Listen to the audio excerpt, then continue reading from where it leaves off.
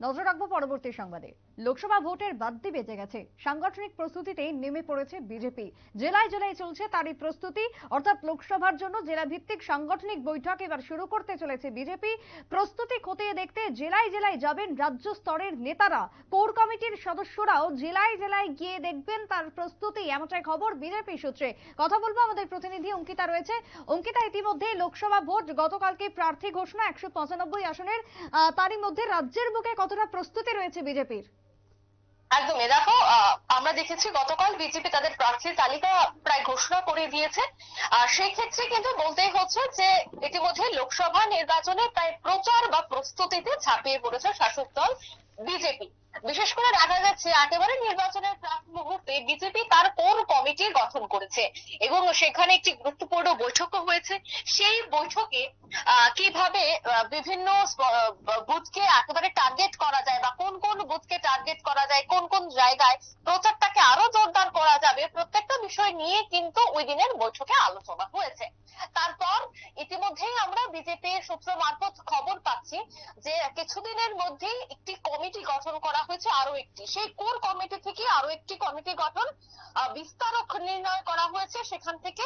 অর্থাৎ বিজেপির যারা নেতৃত্বরা রয়েছে, রাজ্য স্তরীয় নেতৃত্বরা, তাদের নিয়ে একটা কমিটি গঠন করা হয়েছে ইতিমধ্যেই। আর সেই কমিটি বিস্তারক হিসেবে এবার বিভিন্ন জেলায় জেলায় কাজ করবে।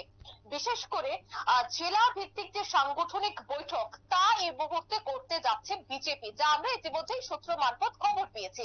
এবং সেখানে কিন্তু মুখ্যমন্ত্রী থেকে শুরু করে যারা রাজ্য স্তরের নেতৃত্বরা রয়েছে, বিশেষ করে বিজেপির সহ সভাপতি, এছাড়া যারা ডিস্ট্রিক্ট লেভেলের সদস্যরা রয়েছে, তারা প্রত্যেকেই কিন্তু এই ধরনের সাংগঠনিক বৈঠকে বিস্তারক হিসেবে যাবে। সেখানে প্রথমেই দেখা হবে যে সেখানকার পৃষ্ঠা প্রমুখদের হাতে যে পৃষ্ঠা থাকবে, যে তালিকা থাকবে ভোটারদের, সেই তালিকা প্রথমে দেখতে চাইবে বিস্তারকরা। তারপর পৃষ্ঠা প্রমুখ থেকে সেই তালিকা দেখার পর যে কতজন ভোটার আছে, তারপর সেই তালিকাতে টিক মার্ক করবে যে কতজন সেখানে বিজেপি সমর্থিত বা কারা কারা জিতবে ভোট দেবে। প্রত্যেকটা বিষয় কিন্তু তারা, অর্থাৎ গোপন ভাবে যেভাবে বিজেপি তাদের প্রচার চালিয়ে যায়, তাদের রণকৌশল চালিয়ে যায়, ঠিক সেইভাবে কিন্তু তারা পৃষ্ঠা প্রমুখের মাধ্যমে প্রত্যেকটা পৃষ্ঠাকে তারা যাচাই করবে। তারপর তাদের হবে বৈঠক এবং সেই বৈঠকে কিন্তু আগামী দিনে কিভাবে রণকৌশল নির্ধারণ করা যায় তার জন্য কিন্তু ইতিমধ্যেই বিজেপি ঝাঁপিয়ে পড়েছে। আর এই যে ডিস্ট্রিক্ট ওয়াইজ যে সাংগঠনিক বৈঠক, সেই সাংগঠনিক বৈঠক খুবই গুরুত্বপূর্ণ, কেননা একটা ডিস্ট্রিক্টের উপর নির্ভর করে সেখানকার বুথ স্তর। কেননা বুথ, একটি ডিস্ট্রিক্টের আন্ডারে থাকে প্রত্যেকটি বুথ এবং সেই বুথের থাকে বুথ সভাপতি। তাই ডিস্ট্রিক্টের বৈঠকের পর যারা বুথ সভাপতিরা থাকবে তাদেরকে মূলত গুরু দায়িত্ব দেওয়া হবে, তারাই কিন্তু গোটা বিষয়টি ট্যাকেল করবে।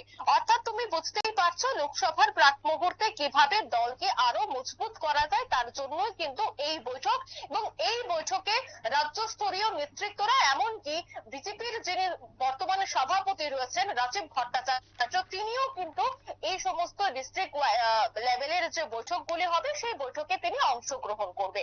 সুপ্রীতি, একেবারে ধন্যবাদ অঙ্কিতা, কথা বলছিলাম আমাদের প্রতিনিধির সঙ্গে। তবে লোকসভা ভোটকে সামনে রেখে ইতিমধ্যে জেলায় জেলায় তার প্রস্তুতি শুরু এবং তা খতিয়ে দেখতে শীর্ষ নেতৃত্বরাও যাবেন বলে খবর। তবে ইতিমধ্যেই লোকসভা ভোটের যে প্রস্তুতি বিজেপি শুরু করে দিয়েছে তা কিন্তু বলার অপেক্ষা রাখে না। ছোট্ট বিরতির পর ফিরছি, সঙ্গে থাকুন।